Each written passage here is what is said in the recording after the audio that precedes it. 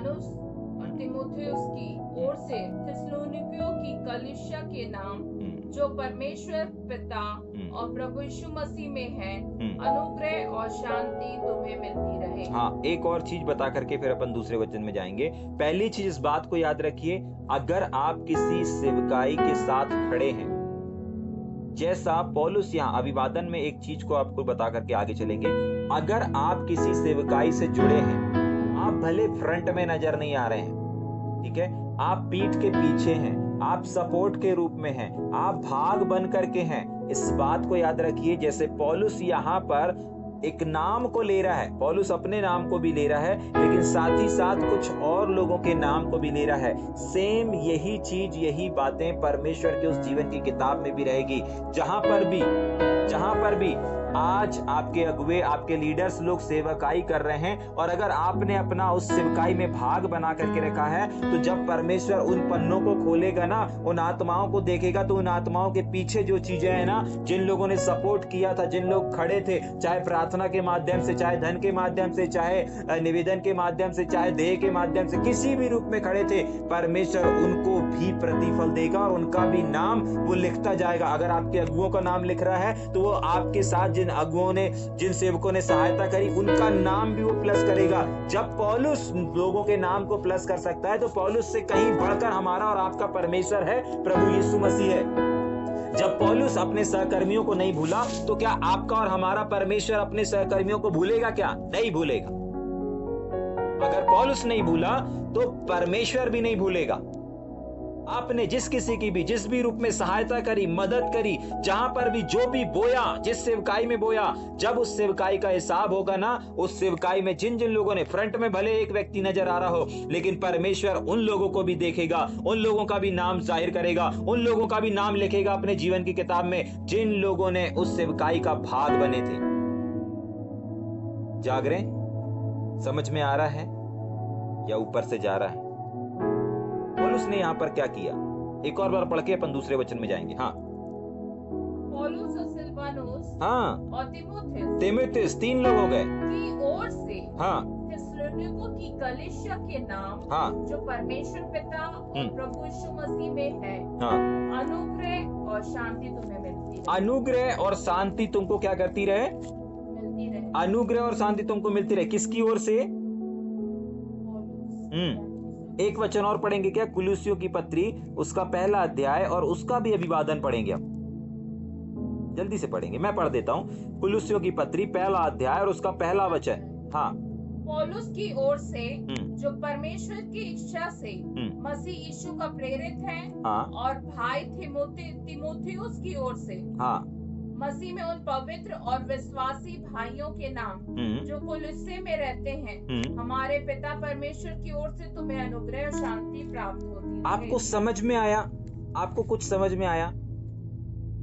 पौलुस ने यहाँ पर उनका जिक्र किया जो उसके साथ उसकी सेवकाई में खड़े थे। इससे कोई फर्क नहीं पड़ता कि वो कौन है, लेकिन फर्क इससे पड़ता है कि कौन कब कहां खड़ा है। आप किसी एक चीज में भाग बन गए, बाकी चीजों में नहीं बने, इससे फर्क नहीं पड़ता। जाग रहे? समझ में आ रहा है? यहां पर एक नाम मिस है। कौन सा नाम मिस हो रहा है? अगर आप बाइबल देख करके बैठे हैं, तो आप कुलुस्सियों के पहला अध्याय और उसके पहले वचन को अगर आप देख रहे होंगे, और थिस्सलुनीकियों की किताब उसका पहला अध्याय उसके पहले वचन को देख रहे होंगे, तो दोनों जगहों पर 2 नाम है, लेकिन एक नाम मिस है। ठीक है? कौन सा नाम मिस है? और वो है सिलवानुस। लेकिन 2 नाम है जो वहां पर प्लस है, मतलब तीमुथियुस और पौलुस। इसका मतलब पता है क्या है? पौलुस और तीमुथियुस ने पौलुस का साथ नहीं छोड़ा, पौलुस का हाथ नहीं छोड़ा। सिर्फ कुलुस्सियों की कलीसिया में नहीं, सिर्फ कुरिन्थियों की कलीसिया में नहीं, सिर्फ फिलिपियों की कलीसिया में नहीं, सिर्फ थिस्सलुनीकी की कलीसिया नहीं, परंतु हर कलीसिया में।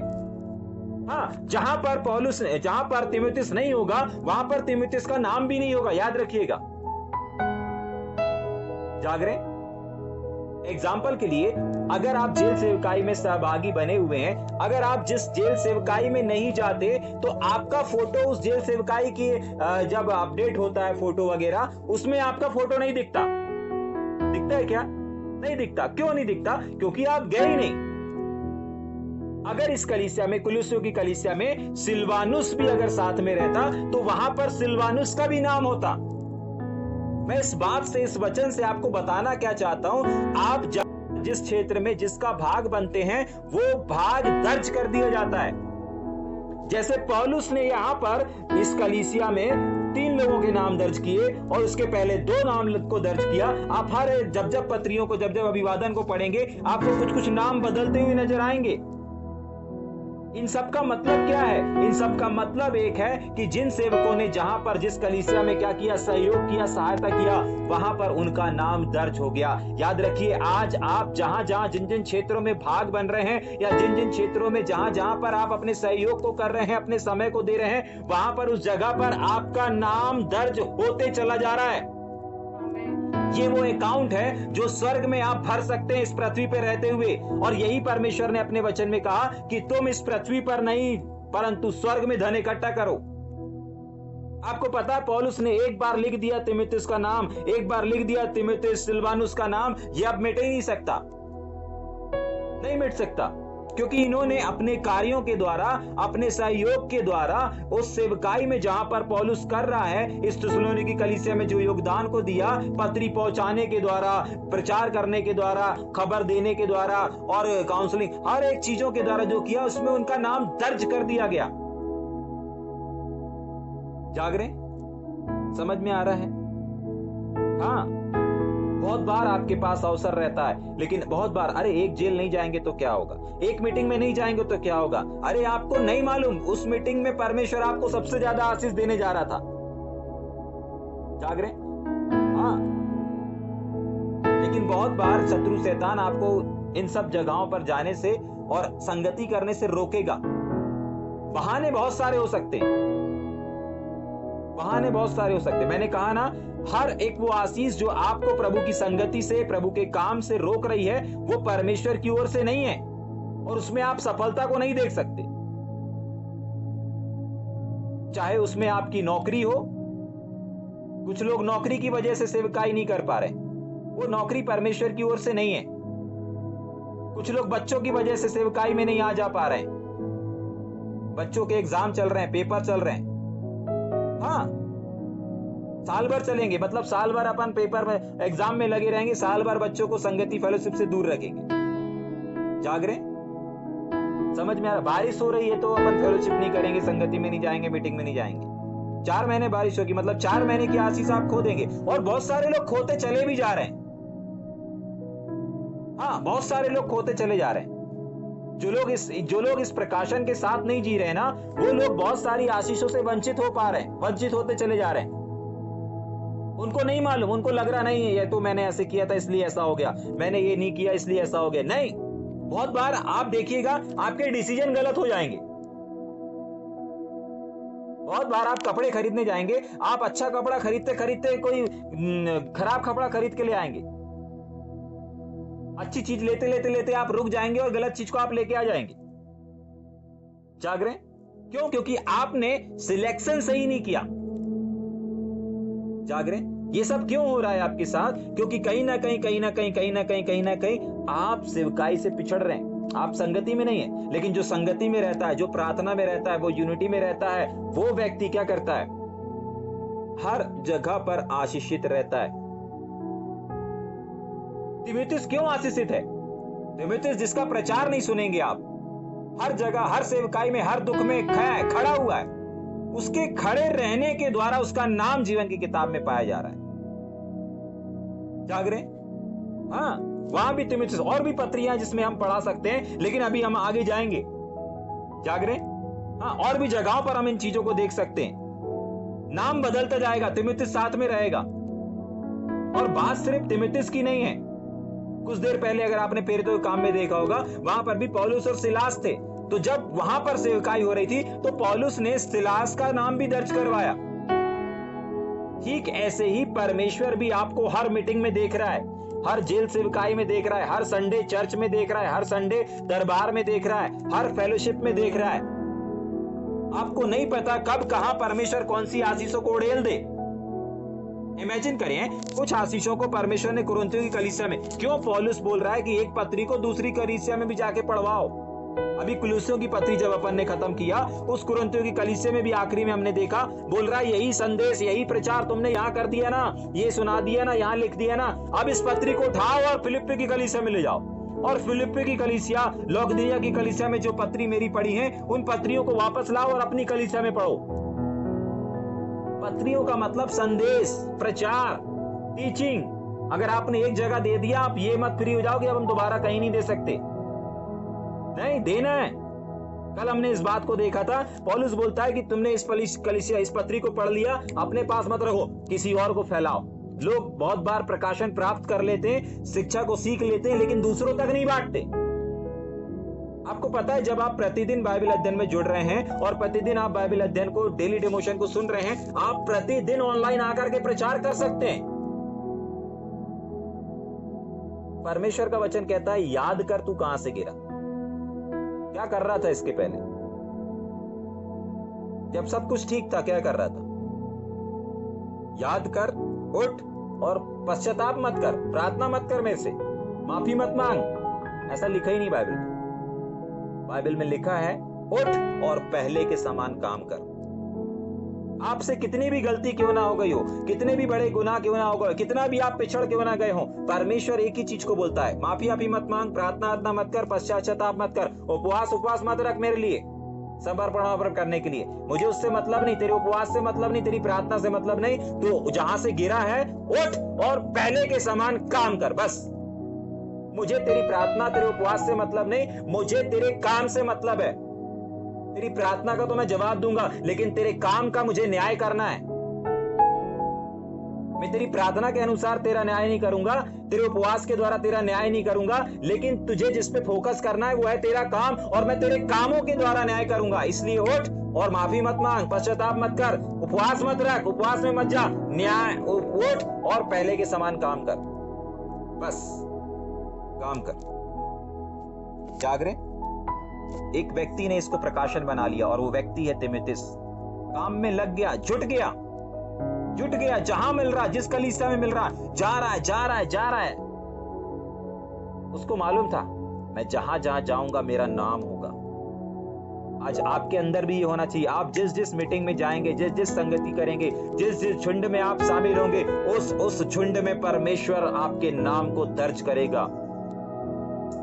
जाग रहे, समझ में आ रहा है। और सिर्फ नाम दर्ज नहीं करेगा, उसका प्रतिफल भी परमेश्वर आपको और हमको देगा, और हर एक उस इंसान को देगा जो जितना ज्यादा फेलोशिप में है। पौलुस और तीमुथियुस क्यों साथ में? अधिकतर पौलुस और सिलास उतना साथ में नहीं रहे जितना पौलुस और तीमुथियुस को आप साथ में देखेंगे। ये दो नाम तो रहेंगे, लेकिन और नाम बदलते जाएंगे।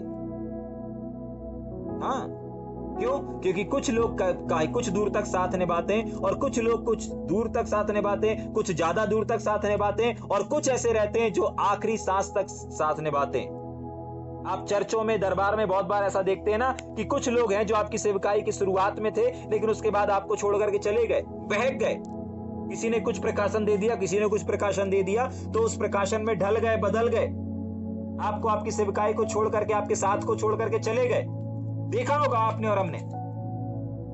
लेकिन सावधान, जो अंत तक डटे रहता है, उसका नाम भी हर एक, वो भले पुलपिट में खड़े होकर के प्रचार ना करे, भले सामने उसको माइक ना मिले, आराधना ना करे, गाए ना बजाए ना, कुछ ना मिले, लेकिन उसका, आपका खड़ा रहना उसके नाम को दर्ज करता है। जाग रहे?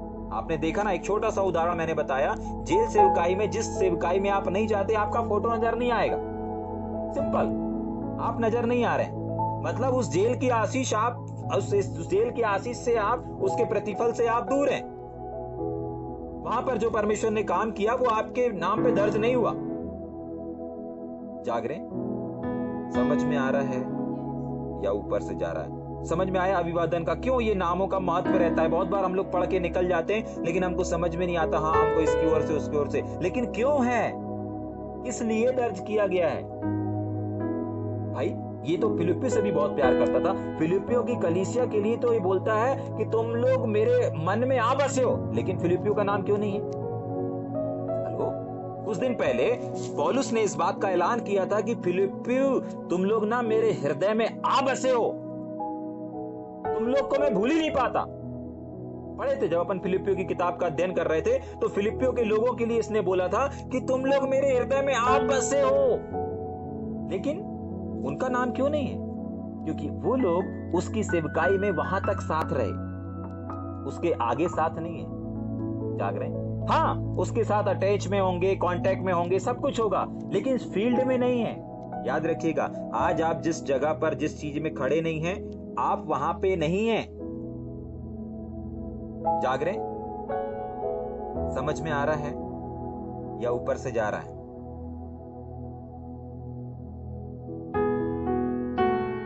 फिलिप्पियों जो बोलता है मेरे हृदय के, तुम लोग मेरे हृदय में आ बसे हो, लेकिन हृदय में बसने वाले लोगों का भी नाम आगे दर्ज नहीं है। क्यों नहीं है? क्योंकि आगे वो लोग नहीं है। अब जो लोग नहीं है उनका नाम कैसे दर्ज कर देगा? करेगा क्या? नहीं। जो लोग आए नहीं उनकी फोटो कैसे खींच सकती है? जाग रहे? अभी गुरुवार की मीटिंग में मैंने वो क्या किया था, अनाउंस किया था कि हमारा दूसरे दिन फ्राइडे के दिन क्या होने वाला है, अपने जेल सेवकाई का वो होने वाला है, कुछ पेपर वर्क होने वाला है। ठीक है, तो उस पेपर वर्क में अपने को समय देना है। ठीक है, जितने लोग आए उनका फोटो कल खिंचा हुआ देखा, लेकिन जो लोग नहीं आए, ठीक है, उन लोगों का फोटो कैसे आ सकता है? समझ में आ रहा है या ऊपर से जा रहा है? ठीक, आगे पढ़ेंगे जल्दी से दूसरे वचन को। थिस्सलुनीयों का विश्वास। हाँ, हम अपनी प्रार्थना। थिस्सलुनीयों का विश्वास का मतलब है इस कलीसिया और इस कलीसिया के लोगों का विश्वास, फेथ। हाँ, पढ़ेंगे पहला अध्याय का दूसरा वचन। हाँ, हम अपनी प्रार्थनाओं में हाँ, तुम्हें स्मरण करते हाँ, और सदा तुम सब के विषय में परमेश्वर का धन्यवाद करते हैं और अपने परमेश्वर और पिता के सामने हाँ, तुम्हारे विश्वास के काम और प्रेम का परिश्रम और हमारे प्रभु यीशु मसीह में आशा की धीरता को लगातार स्मरण करते हैं। हाँ, हे भाइयों, परमेश्वर के प्रिय लोगों, हम जानते हैं कि तुम चुने हुए हो, क्योंकि हमारा सुसमाचार तुम्हारे पास न केवल शब्द ही मात्र में, वरन सामर्थ और पवित्र आत्मा में और बड़े निश्चयता के साथ पहुंचा है। जैसा तुम जानते हो कि हम तुम्हारे लिए तुम्हारे बीच में कैसे बन गए थे। तुम बड़े क्लेश में पवित्र आत्मा के आनंद के साथ वचन को मानकर हमारी और प्रभु की सी चाल चलने लगे, यहाँ तक कि मकिदुनिया और अखाया के सब विश्वासियों के लिए तुम आदर्श बने, क्योंकि तुम्हारे यहाँ से न केवल मकिदुनिया और अखाया में प्रभु का वचन सुनाया गया, पर तुम्हारे विश्वास की जो परमेश्वर पर है हर जगह ऐसी चर्चा फैल गई है कि हमें कहने की आवश्यकता नहीं, क्योंकि वे आप ही हमारे विषय में बताते हैं कि तुम्हारे पास हमारा आना कैसा हुआ और तुम कैसे से परमेश्वर की ओर फिरे, ताकि जीवते और सच्चे परमेश्वर की सेवा करो और उसके पुत्र के स्वर्ग पर से आने की बाट जोते रहो, जिसे उसने मरे हुओं में जिलाया, अर्थात यीशु की, जो हमें आने वाले प्रकोप से बचाता है। आमीन। परमेश्वर अपने वचन को पढ़े जाने पर आशीष दे। वापस पढ़ेंगे। यस, थिस्सलुनीयों की कलीसियों का विश्वास, मतलब देखिए विश्वास का मतलब है, और आगे जो हम देखने जा रहे हैं वो क्या है, इनके पास विश्वास है अथवा नहीं है तो कितना है, प्रेम है तो कितना है, इन तमाम चीजों को हम देखेंगे। मतलब इससे दूसरे वचन से लेकर के 10वें वचन तक जो हमने पढ़ा, इसमें हमने इस कलीसिया में पौलुस बखान कर रहा है कि इस कलीसिया में प्रेम है, विश्वास है, कितना है, क्या है।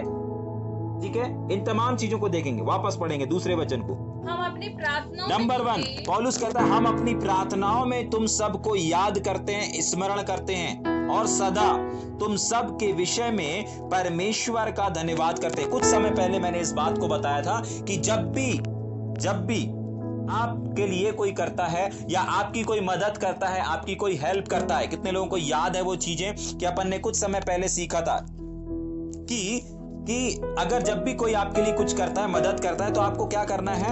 आपको उसको धन्यवाद नहीं देना है, आपको उसकी तारीफ नहीं करना है, आपको उसको ऐसे करना है कि उसकी तारीफ के साथ, उसकी धन्यवाद के साथ आप परमेश्वर का भी धन्यवाद कर पाओ। और हमने इस बात को सीखा था कि भाई मैं आपके इस काम के लिए, भाई मैं इस चीज के लिए, आपके लिए, आपके परिश्रम के लिए, आपके प्रेम के लिए परमेश्वर का धन्यवाद देता हूं।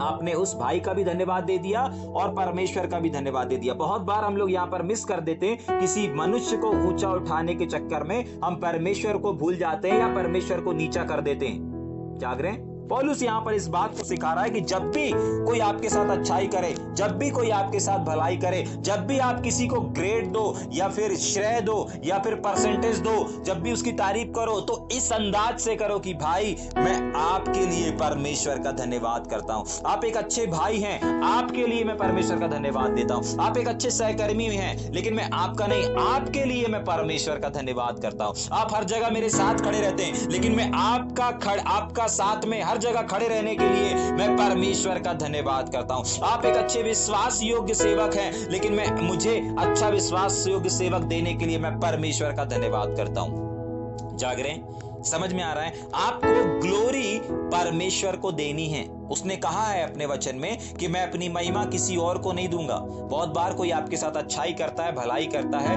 आप उसको चने के झाड़ पे चढ़ा देते हैं। हाँ, नहीं भी चढ़ा रहे हैं तो वो आप ऐसा बोलेंगे उसको कि वो खुद चने के झाड़ पे खुद ही चढ़ जाएगा।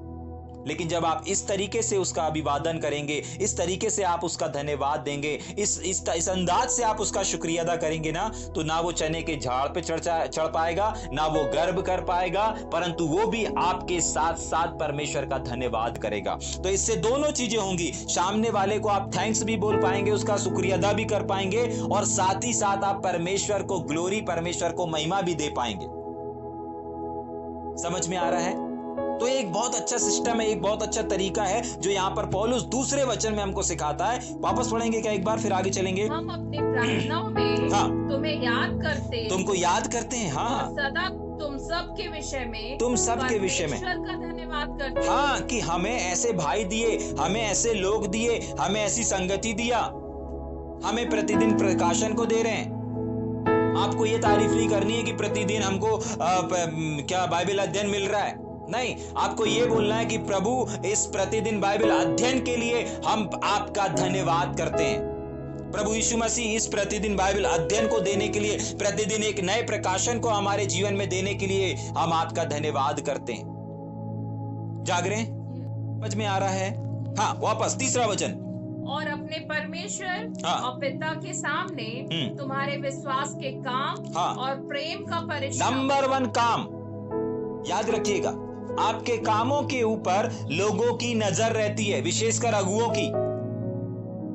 पौलुस यहां बोल रहा है तुम्हारे विश्वास का तो ठीक है, तुम्हारे लिए परमेश्वर का हम धन्यवाद भी करते हैं, लेकिन साथ ही साथ तुम्हारे काम, मतलब पौलुस जो कि अगुआ है, पौलुस जो कि लीडर है, पौलुस जो कि स्थापक है, पौलुस जो इन लोगों को लेकर के चल रहा है, उसकी नजरें कहां पर हैं? काम पर भी हैं। सावधान, अगर आप सोच रहे हैं कि आपके काम, आपकी बातों की ओर आपके लीडर, आपके अगुए नहीं देख रहे हैं, तो सावधान, वो वॉच कर रहे हैं। आपको क्या बोला गया था, आपको क्या करने दिया था, आपको किन चीजों को बोला गया है, आपको क्या बताया गया, आपको क्या सिखाया गया, आपको क्या क्या चीजें, आपको क्या क्या जिम्मेदारी दी हैं, वॉच कर रहे हैं। आप उनको कर रहे हो अथवा नहीं कर रहे हो, उन निभा रहे हो या नहीं निभा रहे हो। पौलुस कहता है अपने परमेश्वर पिता के सामने तुम्हारे विश्वास और काम, विश्वास के साथ जो तुम काम कर रहे हो, और प्रेम और परिश्रम, और हमारे प्रभु यीशु मसीह में, मतलब प्रभु यीशु मसीह से जुड़ी हुई चीजें। प्रभु यीशु मसीह में का मतलब है हर एक वो काम, हर एक वो जिम्मेदारी जो एक फेलोशिप से संबंधित रखती है, प्रभु यीशु मसीह के कार्य से संबंधित रखती है, उन चीजों के बारे में, उन कामों के बारे में। अब आप गुप्त में क्या कर रहे हैं, उन चीजों को नहीं, सेवकाई में आप क्या कर रहे हैं। क्या लिखा है, वापस पढ़ेंगे उस वचन को। हाँ, और हमारे प्रभु यीशु मसीह में, मतलब सेवकाई में आप क्या कर रहे हो। घर में आप क्या कर रहे हो इससे मतलब नहीं, सेवकाई में आप क्या कर रहे हो। आप घर का अच्छा संचालन कर देते होंगे, अच्छा राशन भर देते होंगे, पत्नी बच्चों को अच्छा खुश कर देते होंगे, हर डिजायर को उनकी सेवकाई में आप क्या कर रहे हो? जिस सेवकाई से आप जुड़े हो, जिस सेवकाई का आप भाग बन, उस सेवकाई के लिए आप क्या कर रहे हो? प्रभु यीशु मसीह में का मतलब कौन से काम, कौन से प्रेम, कौन से परिश्रम?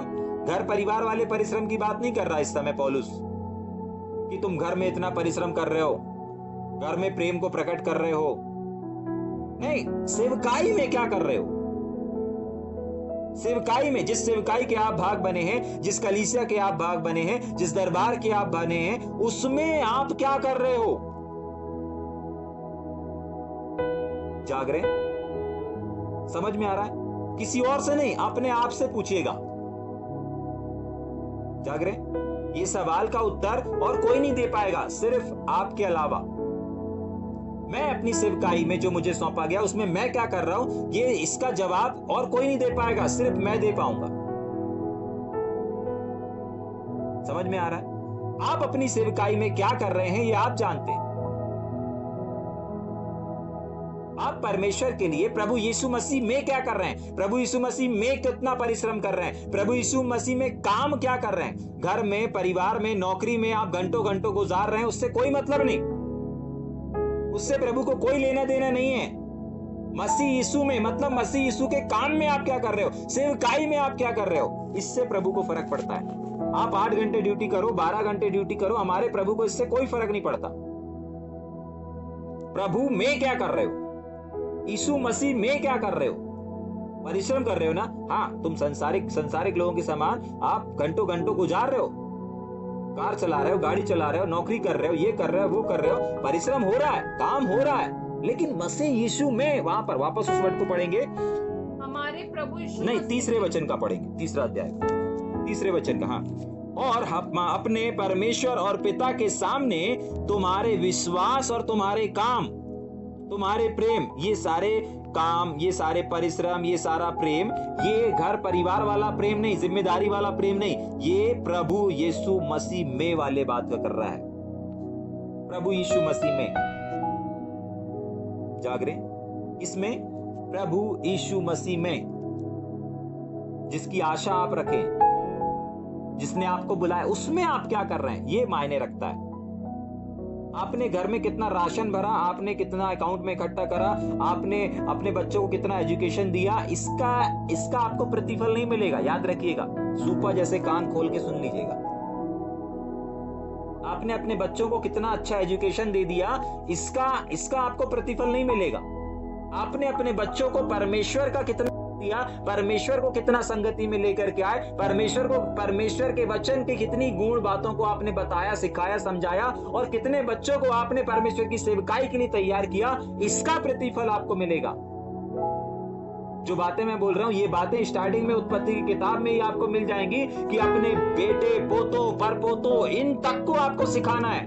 आज अगर मैं आपसे सवाल करूं कि आप अपने नाती पोतों छोड़िए, अपने बच्चों तक को सिखा रहे हैं, उनको किसके लिए तैयार कर रहे हैं? भैया हम तो डॉक्टर बनाने के लिए तैयार कर रहे हैं, उसकी पढ़ाई कर रही, अभी 20 साल पढ़ाई करेगा, उसके बाद देखेंगे सेवा कार्य में भेजेंगे। नहीं, पढ़ाई के साथ साथ आपको अपने बच्चों को परमेश्वर के लिए अर्पण भी करना है, संगति में भी रखना है, फेलोशिप में भी रखना है, छोड़ना नहीं है आपको अवसरों को। जाग रहे? समझ में आ रहा है? हाँ, प्रभु यीशु मसीह में क्या कर रहे हैं? हाँ, आगे पढ़ेंगे उस वचन को आगे। परिश्रम और हमारे प्रभु यीशु मसीह में आशा की दृढ़ता को लगातार स्मरण करते हैं। क्या करते हैं? की दृढ़ता को लगातार स्मरण करते हैं। किसमें? प्रभु यीशु मसीह वाली आशा। जाग रहे? हाँ, प्रभु यीशु मसीह वाली आशा, वो वाली आशा नहीं कि मेरे पास ये आ जाए, मेरे पास वो आ जाए, मेरे को ये करना है, मेरे को वो करना है, नहीं, वचन वाली आशा, मसीह यीशु वाली आशा, परमेश्वर के काम वाली आशा। जाग रहे हैं? ठीक, अब हम यहां पर रुकेंगे और कल हम पढ़ना शुरू करेंगे 4थे वचन से। ठीक है? याद रखिए, आज आप संसार में कितना परिश्रम कर रहे हैं, संसार में अपने परिवार के लिए क्या कर रहे हैं, कितना कर रहे हैं, इससे कोई फर्क नहीं पड़ता। फर्क इस बात से पड़ता है आप प्रभु में क्या कर रहे हैं। जाग रहे हैं? समझ में आ रहा है? सोचें, विचार करें। और इसका जवाब कोई पड़ोसी नहीं दे सकता, इसका जवाब आप ही के पास है। और परमेश्वर का वचन इसलिए नहीं आया कि आपके सर को नीचा करे, वचन इसलिए आया है ताकि आपको उस परिस्थिति से निकाल करके बाहर करे। जाग रहे हैं? आइए थोड़ी देर अपनी आंखों को बंद करेंगे हम।